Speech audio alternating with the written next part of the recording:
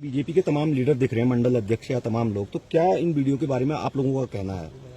देखिए, वीडियो पूरी नैनीताल जिले ने, पूरा उत्तराखंड ने देख ली है कि वीडियो आखिर पुलिस वाले ये वीडियो क्यों नहीं निकाल पाए।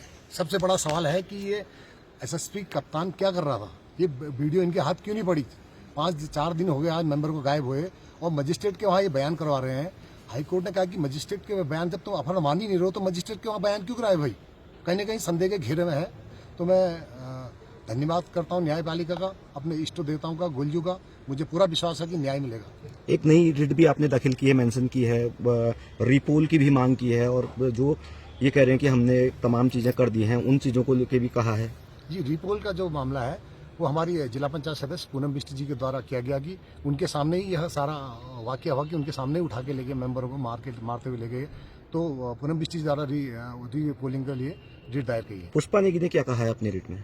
पुष्पा नेगी ने तो जो यहाँ पर जो मौके पर हुआ खींच के ले गए। पुष्पा, आपने देखा कि एक वीडियो में पुष्पा का तक रगड़ के ले गए। ये एक महिला होने के नाते ये महिला सशक्तिकरण की बात कर रहे हैं। हाई कोर्ट से 2 किलोमीटर दूर एसएसपी कार्यालय, वहाँ पर डीएम कार्यालय 1-1.5 किलोमीटर की दूरी में, तो महिला को रगड़ते हुए वीडियो है। तो ये कर क्या रहे हैं? कल मुझे पता चला कि इन्होंने 2 लड़के पकड़े हैं उसमें, जो वीडियो में कह रहे हैं हमने उत्तराखंड हिला डाला, हाई कोर्ट प्रमोद बोरा है, ऐसा वैसा। उनमें से 2 लड़के पुलिस वाले ने उठाए और रात ही छोड़ दिए। कि चल क्या रहा उत्तराखंड में, मेरी समझ में नहीं आ रहा कि ये जंगल राज बिहार का जो 90 का दशक था उसी को उत्तराखंड बनाने की और ये मुझे लग रहा ले जा रहा है। रात में ही वो लोगों को वहाँ पर डिपोर्ट करा गया था जो सुबह घटना हुई थी। कल किस चीज के बारे में बोल रहे हैं? जो लोग वहाँ उठा रहे हैं उनको रात में ही वहाँ पे शिफ्ट किया गया था होटलों में। हाँ, वो तो साफ दिख रहा है ना कितने बजे वीडियो में आ रहे हैं। वो लाल गाड़ी है, वो सामने होटल है, इंडिया होटल से लेके जिला पंचायत तक के सारे होटलों को अगर खंगालें, उस रात को कौन थे? सारे होटलों में गुंडे थे, तलवार थी, बंदूकें थी। क्या इनका इंटेलिजेंस सो रहा था? पुलिस प्रशासन क्या कर रहा था? जिला प्रशासन क्या कर रहा था? सारे होटलों की रजिस्टर चेक करी, कौन रुके थे? आखिर लीगल तरीके से रुके थे या इनलीगल तरीके से रुके थे? ये बहुत बड़ा सवाल है। प्रशासन 4 दिन हो गए, अभी तक कुछ भी जांच, मतलब कोई भी एविडेंस कोर्ट के सामने नहीं पेश किए। केवल जो नैनीताल पुलिस है वो आरोपियों को बचाने की कोशिश कर रही है कि एक भी एविडेंस, सीधे मजिस्ट्रेट के सामने बयान करा दिया आपने। और एक तरफ कह रहा अपहरण हुआ ही नहीं।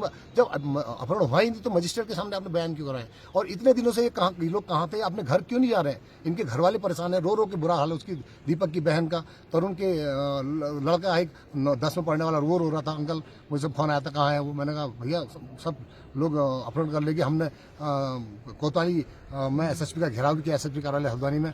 तो इन्होंने कहा रात 10 बजे तक छोड़ेंगे, पर कोई कुछ कार्रवाई नहीं। आज कोर्ट में लेके आए थे इन सबको कोर्ट में लेके आए थे और हाई कोर्ट ने सीधा नकार दिया इनको कि तो हम क्यों माने, जब तुम अपहरण मान नहीं रहे हो तो फिर उनका मजिस्ट्रेट के बयान को भी हम क्यों माने। लाखन जी, आपके और विधायक राम सिंह केड़ा जी की लगा, राम सिंह केड़ा जी के बीच एक तरीके से सोशल मीडिया वॉर चल रहा है, आपस में वो चल रही है, तो उसको किस तरीके से? नहीं, सोशल मीडिया वॉर नहीं कहूंगा मैं। देखिए, मैंने कल राम सिंह केड़ा जी का एक वीडियो देखा कि मेरे को गुंडा बदमाश पता नहीं क्या क्या कह रहे हैं। देखिए भाई साहब, मुझे गुंडा बदमाश कहते, तो मैंने उसका जवाब दिया क्योंकि सोशल मीडिया में मैंने देखा उनका वीडियो, मेरे को काफी आरोप लगाए उन्होंने। तो मैंने उनका जवाब दिया कि भाई केड़ा जी, जो आपके 5 हमारे जिला पंचायत सदस्य गायब है, उनके लिए संवेदना, उनके घर में गए आप? उनके घर वालों से पूछा? आपकी सरकार है, खुलेआम उठा के ले गए। तो आप उन 5 में मेन बात यह कि 4 जिला पंचायत भीमताल विधानसभा गए। कितनी बड़ी बात है। विधायक मेरे बारे में बोल रहा है, अंटसन बोल रहा है, पता नहीं क्यों बोल रहा है। और उनके बारे में एक संवेदना की दुख जाहिर नहीं किया, ना उनके घर में गया, ना कहाँ है, सरकार से बात करता, लड़ता। विधायक हो तुम, वहाँ के 4 जिला पंचायत तुम्हारे सदस्य गायब हैं, तुमने एक सवाल ही पूछा क्या उनसे कि अपनी सरकार से कि मेरे जिला पंचायत सदस्य उनको घर भेजो? भाई लड़ते अपने लोगों के लिए।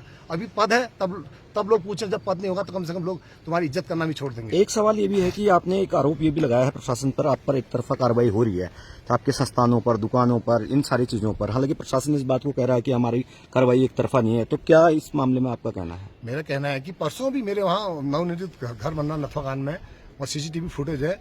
पुलिस प्रशासन वहाँ पर आता है, क्या ढूंढ के आ रहा है पता नहीं मुझे। पर हमारी नाम दर्ज रिपोर्ट है, नाम दर्ज रिपोर्ट के बाद भी ये उनको क्यों नहीं ढूंढ रहे हैं जो कह उत्तराखंड हिला डाला हमने, नैनीताल की अशांत कर दिया हमने, चुनाव आगे करा दिया, बिहार बना डाला है। उनको क्यों नहीं पकड़ रहे हैं? अब नाम दर्ज एफआईआर है, मेरे खिलाफ क्यों जा रहे हैं? क्यों करना है? किसकी कहने पर कर रहे हैं? कोई एफआईआर है क्या मेरी प्रॉपर्टी की जांच के लिए? दिखाए ना प्रशासन कि मेरे खिलाफ कार्रवाई क्यों कर रहे हैं? किसी की सही पे कर रहे हैं या कोई बड़े लेवल से कर रहे हैं कि किसी ने मेरे खिलाफ एफआईआर दे दी? क्यों मेरे पीछे पड़े? बताइए। इन चीजों के लिए भी कोर्ट आएंगे? बिल्कुल आएंगे, कोर्ट गए हैं हम। संविधान में अधिकार है मेरा चुनाव लड़ने का। ये मुझे चुनाव लड़ने से मेरी पत्नी को रोकना चाहते हैं, धमकाना चाहते हैं।